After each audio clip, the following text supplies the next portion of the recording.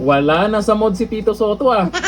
Maraming tanong sa kanya, lalo ang mga media, tungkol po dito sa nabanggit na pangalan niya na mali-maletang pera ang natanggap daw niya. May ebidensya na inilabas itong mga ex-soldiers dyan sa Blue Ribbon hearing. Ito ang reaksyon ni Tito Soto. Na-imbierna na siya. Hindi na itago ni Senador Tito Soto ang pagkairita matapos siyang tanungin tungkol sa mga aligasyong lumutang sa kontrobersyal na Blue Ribbon Committee kaugnay ng umano'y anomalya sa flood control projects.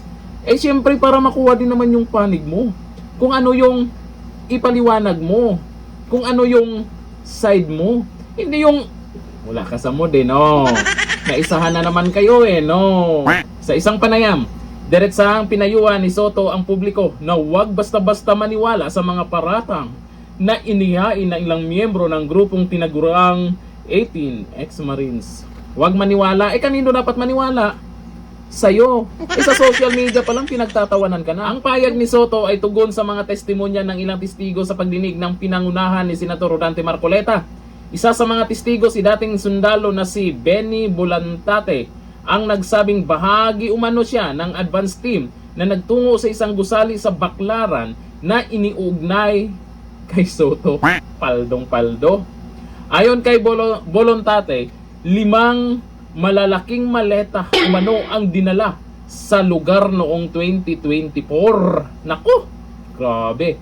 Nang tanungin kung ano umano ang laman ng mga ito, sumagot siya, pera po. Alak ka diha. Isa pang testigo na si Bernard Tube naman ang nagsabing may mga maleta rin umanong inaihatid sa isang gusaling inuugnay kay Soto sa Baclaran. Ayon sa ulat, sikat na sikat yung Baclaran ngayon ha. Ayon sa ulat, inilarawan niya ang mga ito bilang 2 maleta na manoy may laman ng tig 40 million hanggang 70 million pesos. Pera po ng taong bayan yan. Kaya pala ang tapang-tapang, ang yabang-yabang nakaraan.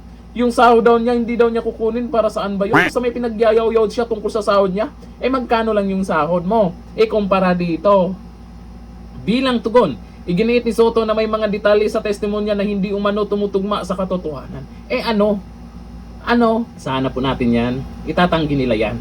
Pero napansin ko lang sa live kanina at sa ibang media, naniniwala yung mga tao dito sa 18 ex-soldiers.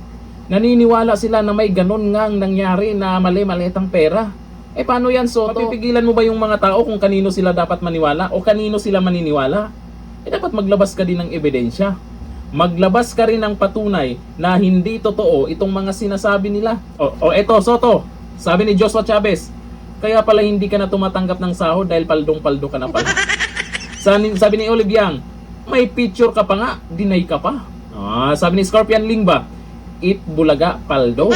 Eh, sabi ni Ricky Hinalok, ikaw ba yan tuta parang takot na takot ka, todo deny ka pa, kasama ka pala sa maleta.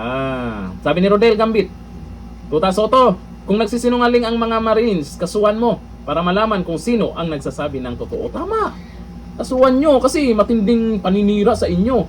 Yun nga lang, pag kinasuhan mo itong 18 ex-Marines, sila may ebidensya.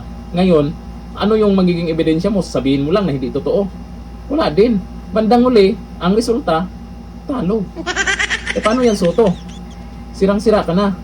Dapat ikaw mag-resign dyan. Mag-resign ka na. Ganito lang, thank you. Bye-bye.